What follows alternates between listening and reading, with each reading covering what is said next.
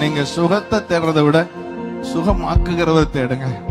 நீங்க பணத்தை தேடுறதை விட பொருளாதாரத்தை கொடுக்கிறவரை தேடுங்க.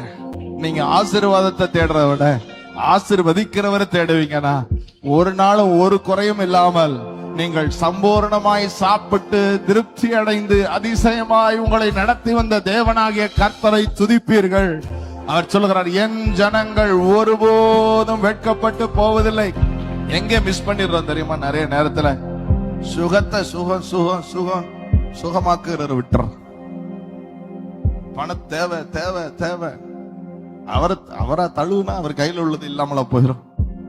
யோசித்து பாருங்க. அவரை நீங்க கட்டி பிடிக்க, அவர் உங்களை கட்டி பிடிக்க, அந்த அரவணைப்புல அந்த பிரசனத்துல நீங்க கழிகுற நான் கையில உள்ளது கொடுக்க மாட்டேன் நான் சொல்ல போறாரு. சொந்த குமாரன் என்று பாராமல் அவரே நமக்காக தந்தவர், அவரோடு கூட மற்ற எல்லாவற்றையும் அருளாதிருப்பது. கைதட்டி சொல்லுங்க, எப்படி எப்படி தராம இருப்பா?